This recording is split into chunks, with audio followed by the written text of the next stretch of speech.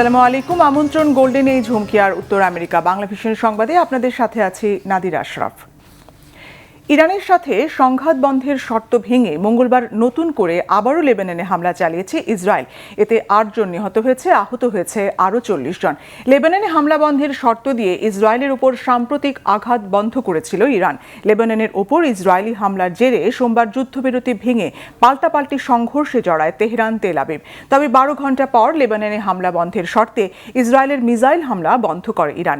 পরে ইসরায়েলও খামেনির দেশে হামলা বন্ধ করতে রাজি হয়, কিন্তু এর ২৪ ঘণ্টা না পেরোতেই আবারও লেবাননের ঐতিহাসিক বন্দরনগরী টায়ারে ব্যাপক বিমান হামলা চালিয়েছে ইসরায়েল।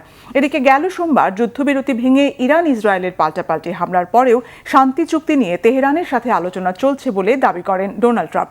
আগামী ২-৩ দিনের মধ্যে সিদ্ধান্ত আসতে পারে বলেও জানিয়েছেন তিনি। একই তথ্য জানিয়েছেন পাকিস্তানের প্রধানমন্ত্রী শাহবাজ শরীফও। নতুন করে কোনো সংঘাত ঠেকাতে দুই পক্ষকেই সংযত থাকার আহ্বানও জানিয়েছেন তিনি। তবে সমঝোতা চুক্তি বা আলোচনা কোনো বিষয়ে যুক্তরাষ্ট্রের প্রতি কোনো ভরসা নেই বলে সাফ জানিয়েছেন ইরানের পার্লামেন্টের স্পিকার বাঘির গালিবাফ। যুদ্ধবিরতির ঘোষণা দিয়ে ইরানের নৌ বন্দরের উপর অবরোধ দিয়ে যুক্তরাষ্ট্র যুদ্ধবিরতি লঙ্ঘন করেছেন বলেও অভিযোগ তোলেন গালিবাফ।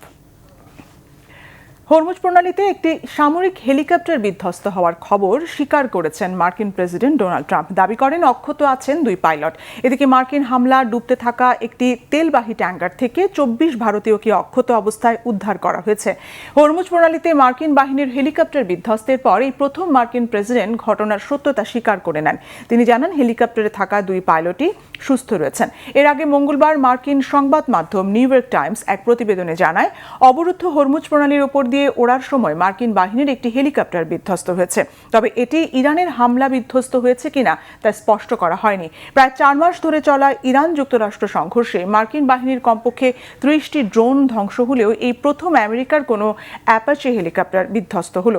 এদিকে সোমবার দুপুরে ওমানের উপকূলে দ্বীপরাষ্ট্র পালাওয়ের পতাকাবাহী একটি তেলের ট্যাঙ্কারে মার্কিন বাহিনী হামলা চালায়। এতে জাহাজটিতে আগুন ধরে যায় আর ডুবতে শুরু করে। বেগতিক পরিস্থিতিতে ওমানের নৌবাহিনীর হেলিকপ্টারের সহায়তায় ওই জাহাজে থাকা ভারতের 24 জন নাবিককে নিরাপদে উদ্ধার করা হয়।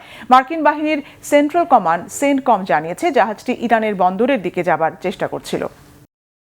বিএনপির প্রতিষ্ঠাতা চেয়ারম্যান ও শহীদ রাষ্ট্রপতি জিয়াউর রহমানের 45তম শাহাদাত বার্ষিকী উপলক্ষে যুক্তরাষ্ট্রের মিশিগানে অনুষ্ঠিত হয়েছে আলোচনা সভা।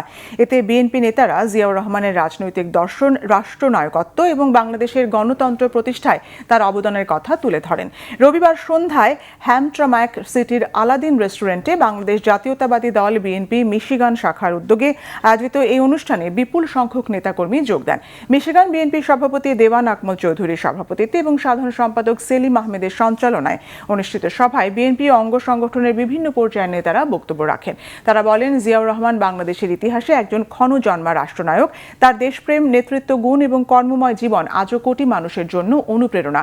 তারা বলেন, বহুদলীয় গণতন্ত্র প্রতিষ্ঠা, জাতীয়তাবাদী চেতনার বিকাশ এবং দেশের উন্নয়নে জিয়াউর রহমানের অবদান বাংলাদেশের ইতিহাসে চিরস্মরণীয় হয়ে থাকবে। আলোচনা সভার শেষে উপস্থিত নেতাকর্মীরা শহীদ রাষ্ট্রপতি জিয়াউর রহমানের আত্মার মাগফিরাত কামনা করেন এবং তার আদর্শ বাস্তবায়নে ঐক্যবদ্ধভাবে কাজ করার অঙ্গীকার ব্যক্ত করেন। এই ছিল এখনকার মতো। আগামী শনিবার বাংলাদেশ সময় সকাল 6টায়, শুক্রবার নিউ ইয়র্ক সময় রাত 8টায় গোল্ডেন এজ হুমকি আর উত্তর আমেরিকা বাংলা ভিশন সংবাদ দেখার আমন্ত্রণ রইল। এতক্ষণ সঙ্গে থাকায় ধন্যবাদ।